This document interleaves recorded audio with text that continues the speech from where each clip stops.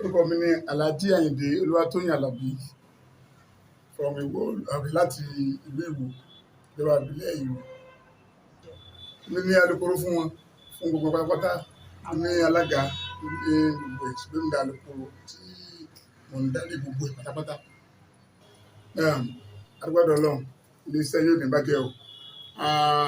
Kó tó di pé àwa bẹ̀rẹ̀, àwọn bàbá wa wọ́n ń pè ní Nigeria Union of Persons ni wọ́n ti wà tẹ́lẹ̀tẹ́lẹ̀. Ṣùgbọ́n nígbà tí Ọbásanjọ́ àwọn náà gbèsè pé ká máa ṣe mọ̀dámọ̀dá lóṣooṣù kí wọ́n máa yọ owó wa tó là ń tẹ̀ lọ bẹ̀rẹ̀. Ṣàwọn náà sì gbà bẹ́ẹ̀. So wọ́n yọ wa lóṣooṣù pé tá bá ti fi sẹ́lẹ̀ o, oṣù méjì lẹ́yìn rẹ̀ wọ́n fún wa lówó wa. Bá a ti bẹ̀rẹ̀ nìyẹn. Àwọn ẹni àkọ́kọ́ tọ́kọ́ fẹ̀yìntì 2013 ni wọ́n fẹ̀yìntì. Wọ́n tó gbowó wọn ọpẹ́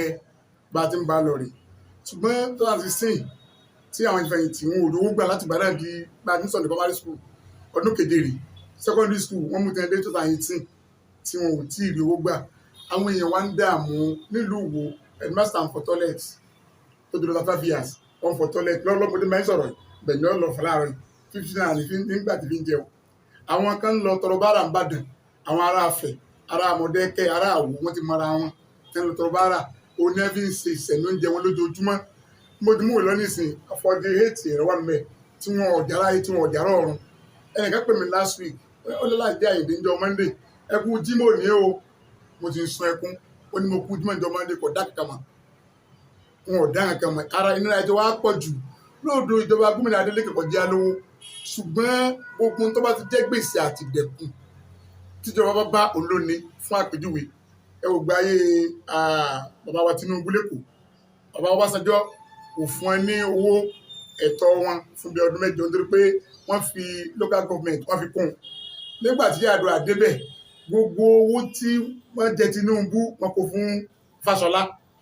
lọ́nà. Fáṣọlá ò pé Tinubu wá gbowó rẹ o. Bẹ́ẹ̀ náà ni ọ̀gbẹ́ni Ráfà Arẹ́gbẹ́ ó ṣe àwọn ọ̀nà kan nígbà ayé gómìnà rẹ̀. Wọn ò fún lówó níjọba àpapọ̀ nígbà ọba Oyètọ́lá débẹ̀ ò ní ẹ fún lówó. Tó túmọ̀ sí pé gbogbo tí ìjọba bá ń bẹ̀ dáadáa ni olóni. Nígbà wọn sì ń ṣe ìfọ̀rọ̀wérẹ́lẹ́nuwò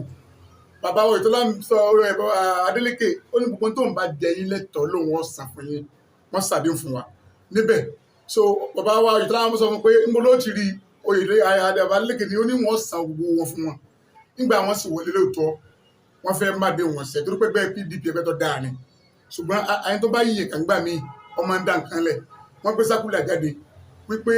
àwọn máa fún wa ní owó half salary láwọn tí ó ti gbà bọ́ọ̀n lóṣooṣù oṣù kẹwàá rè wọ́n san 3 péré. Wọ́n láyìn tó ti gbà bọ́ọ̀n àwọn máa fún lẹ́ẹ̀mẹ́ta lọ́dún oṣù mẹ́rin àwọn náà gbẹ́ ẹ̀kan ṣoṣo.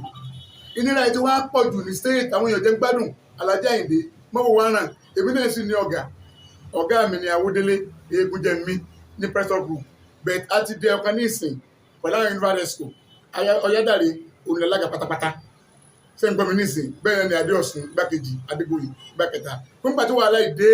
ládàgbèrú ó ti wá padà pé kájọ máa jà lọ báyìí sọ̀rọ̀ mi yẹn sìn. So nítorí ẹ̀ la fi gbé ojú wo náà ìjọba báwọn náà ṣe pàdé kan ní bá sọ ogun táwọn san lóòdù ẹ gbìyànjú àwa tá a fẹ̀yìntì nísìn díẹ̀ lókùtà for 8,000 inú wa ẹ ti san 1,000 pé níjọ́ ti ń san bọ̀ roughly 60,000 per ẹgbẹ̀rún 6 ó lé tọ́pọ̀ lọ́wọ́ à ń lẹ̀ tara nẹ̀ báyìí. Ṣùgbọ́n olónìí yìí o chief of staff Alhaji Kasim Adeleke wọ́n pè mí láàárọ̀ pé bí n fọkànbalẹ̀ o ohun tó bá fẹ́ làwọn ó ṣe o. Wọ́n láwọn tí ọ̀gbádùn ikọ̀ wọn ní kí head of service wọ́n ní kí n máa kún àbọ̀ páwọn ó ṣe lórí ẹ̀ pé àwọn tí ó kó wàhálà wa o àwọn èyí tí ì ṣe olórí burúkú èèyàn ní òpin tí mò ń sọ ọ̀dà ọ̀rọ̀ àárọ̀ yìí nìyẹn o pé àwọn ó gbìyànjú ní orí ẹ̀ pé àwọn wà l'Ábùjá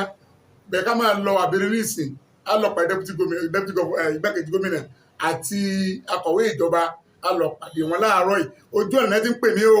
pé torí pé a fẹ́ ṣe protest níjọ́ mẹ́jọ òní ṣùgbọ́n la fún wọn dà ṣùgbọ́n wá ní ká ṣe sùúrù fáwọn pé àwọn ò rí sí ní tá à ń sọ ọ̀rọ̀ àárọ̀ yìí nìyẹn o torí téèyàn bá ṣe kéèyàn sọ wọn téèyàn dà àárọ̀ yìí o kódà lánàá mo gbéná ojú wọn nígbà tí Olúọmọ Álímì Kọ̀lápọ̀ Barrister tó kọ̀ nǹkan sí a tó pè á ní surplus element àwọn aláìmọ̀kan rádaràda ló pè á àwọn àgbàlagbà ń bẹnu wa àwọn tí wọ́n tó bí bínú bẹnu wa làwọn ajọ́ mọ̀ pé ọmọ oko tí balẹ̀ jẹ́ yóò bẹ̀gbẹ́ wọn jẹ́ àwọn ẹni bẹ̀gbẹ́ Oyètọ́lá jẹ́ wọ́n bà PDP jẹ́ PDP dá o àwọn kọ́lápọ̀ alimi ẹ̀ tẹ̀jọ́ wọn bí ọwọ́ o ṣùgbọ́n wọ́n ti ṣe dáadáa wọ́n ti kà láàárọ̀ pé káwa ojú sáwọn bá fẹ́ kó ṣe fún wa ẹ̀tọ́ pẹ̀mí wa ti pin aláǹlọ́lẹ́sà kọ́ mọ̀ wulẹ̀ pa lọ kóòtù ṣùgbọ́n tí wọ́n sá ó ní ìnílọ́lẹ́sà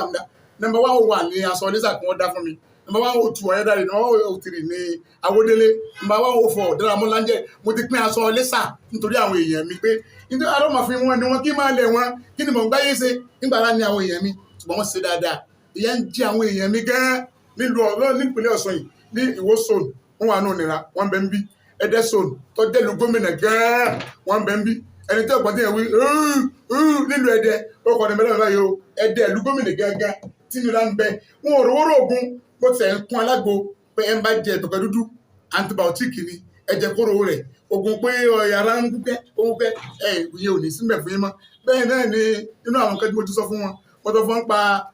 ewé dógóyárò tẹ bá dé láàárọ̀ báyìí ẹ máa gbọ́ mi o tẹ bá dé láàárọ̀ báyìí yìí ti jẹ ibà yìí ti bọ́ọ̀rẹ̀ mi díẹ̀ yóò lọ fún yín ni nítorí pé wọn ò rówó lóògùn ẹni tó ní prostate cancer níwò Ọláwọyìn Ọlátayọ̀ ẹbí tí rìn kiri rè òrówó kínílà ni ó máa ewé tàǹgbé làgbólé ti jẹ òní ń lò ojoojúmọ́ ewé mọ̀ríngà òun là ní ó máa lò lọ́wọ́ fi sọ̀fẹ́ fún 500,000 ẹni ó mú wá fún ọpẹ́rẹ́sẹ̀ tí wọ́n ṣe fún orí kankan ó kọ ẹ̀mẹ́ bì ní ìsìn so ìta fẹ́ bá gómìnà jà nìyẹn èyí dáadáa ni gómìnà Adeleke o ṣùgbọ́n àwọn tó yí ká mo ti sọ fún wa pé tán bá dé pàdé ẹ má dánmọ̀ sanwó fún wa ìyà tí ń jẹ sábìtì Ọláwọyìn níwò tí ń fọtọ́ lẹ́ẹ̀kẹ́ ìtàfàfíà yóò jẹ́ yóò jọmọ rẹ̀ ẹ ń bá ta gómìnà tí ń wójú gómìnà pé gómìnà ń bá ti wá rówó ìyà tí ń jẹ àwọn èèyàn wa tẹ́ ń tọrọ bára kiri yóò jẹ nítorí ó jẹ́ nínú ìjọba gbọ́dọ̀ Adeleke yóò sì jẹ ọmọ rẹ̀ náà tó bá bá purọ́ ni àwa nu Ọlọ́run pé à ń purọ́ pé à ń jẹ wá ó kù àwa àtọ́lọ́hún ara ní àwọn èèyàn lójú nílùú Òṣogbo ikọ́ nílùú Òṣogbo NUT chairman ọlọ́ba ọ̀ confam pẹ̀lú tí mo sọ pé lóṣogbo yìí àwọn tí à ń tọrọ bára káàkiri lóṣogbo tá a wáyé nígbà tí òsì tí wọ́n jẹ láàárọ̀ ní ìsìn kálukú jẹ tó wù òsì inú wọn 2,000 ní wọn ò ní tí wọ́n jẹ láàárọ̀ yìí ní jẹ́ ìjà àrùn ọjọ́ ọjà lọ́dọ̀ olójà níwò mo pàdé ẹnìkan èmi máa ń lọ rájẹ́ nítorí ọjà ó bá ní mo ti náwó tó 500 naira lọ́wọ́ mi ń bá fún Ọlájì ó lóun ọ̀rọ̀ ẹ̀fọ́ 100 naira ń bẹ̀ ẹ̀fọ́ sọpọ̀ òun ra epo tòmátì ó lóun ọ̀rọ̀ àbẹ̀ òun ọ̀rọ̀ àlùbọ́sà àtàtà everything 200 naira ó lóun ó ti ra fùfú sí ó lóun jẹ́ ti ìyàwó rẹ̀ ti lọ ọdún kẹlẹ́rì tí ìyàwó rẹ̀ ti lọ nígbà tí orí tó fi mẹ̀tẹ́ rẹ̀ mọ́ so n tó farè so wọ́n ti pè aláàárọ̀ yìí o pé ká máa bọ̀ pé kò lọ́sọ̀ lọ́wọ́ níta bá fẹ́ àwọn ó ṣe kọ́lọ́n jẹ́ wọ́n lè ṣe o tí wọn ò bá ti ṣe àtúnpadà bọ̀ o iná ọ̀tán lásán ni ẹ̀jẹ̀ ọ̀tán lè kán ná òun ni ọ̀rọ̀ wa o ìjọba Adeleke ìjọba dáadáa ni ṣùgbọ́n àwọn tó yí ká wọ́n ń sọ pé òṣòwò lẹ́nu tó mẹ́ta ìnẹ́sà 160 million fún ọ̀dọ́dẹ́bù kọ̀ọ̀kan tààlà àwọn arẹgbẹ́ tí wọ́n ti lọ ẹnì kọ̀ọ̀kan 160 million tí wọ́n bá san 160 million sí wò ó kéde pé 40 èèyàn 40 èèyàn ayé wọn dà ní wò náà àtẹ̀jẹ̀ lówó tí wọ́n sọ Olúwa tí wọ́n sọ Ayédire tí wọ́n sọ Ifẹ̀ North Ifẹ̀ South Ilésà East Ilésà West tí wọ́n bọ́ Kírun tí wọ́n bọ́ Ọ̀là tí wọ́n bọ́ Òṣogbo Ọlọ́run dá tí wọ́n pín owó káàkiri fún wa ẹ wo yìí àwa láti dìbò fún wọn mélòó láwọn ilé wọn dì àwa là ń di ìbò fún wọn so ti ní ìsìn pé gómìnà wa arọ̀ yìí ẹ bá ní clear 16 ní primary school ẹ bá ní clear 17 primary school ẹ bá ní clear 18 ní primary school àti 19 kẹ ẹ bá ní ṣe léhùn ẹlẹ́ẹ̀kejì half salary mẹ́wàá lẹ́ẹ̀kan tó so àfẹ́ gbà o àwa ní ìsìn gómìnà pàṣẹ tí mo fi ń sọ ni o nígbà tí mo kọ́ bẹ̀rẹ̀ ọ̀sẹ̀ kẹta tí mo bẹ̀rẹ̀ wá láre níjọ́ àkọ́jú gómìnà gbóhùn mi pété lẹ́yìn wọ́n ju èmi fún wọn ní kí wọ́n half salary fún ọjọ́ náà high school ò tí gbà primary school àgbàdì sí primary school ọ̀sẹ̀ kẹta rí tí gómìnà ti pàṣẹ fún wọn pé wọ́n sanwó fún wa àìgbówódì sí bí ẹ ti ń fara ní àwọn láìsàwà nìyẹn iléeṣẹ́ yóò ní jóná o gbogbo yín ẹ̀ sórí rẹ o wọlé aláwòlà wàlá pátá ìlàbẹ̀lẹ̀. àwọn NUPM bá wá ní àwọn ń gbowó lóṣooṣù tí wọ́n ń gbowó wọ́n sì ti gba ẹ̀tọ́ wọn tó ti ní ìsìn ṣùgbọ́n àwọn iṣẹ́ NUP o contributing pension làwa àwọn onímọ̀dàmọ̀dà làwa owó tàwọn ògùn wa ní ń bẹ lọ́wọ́ ìjọba àwọn NUP wọn ò lówó lọ́wọ́ ìjọba o ìjọba fún wọn lówó lóṣooṣù ní tiwọn torí pé àwọn olówó mẹ àwa dá owó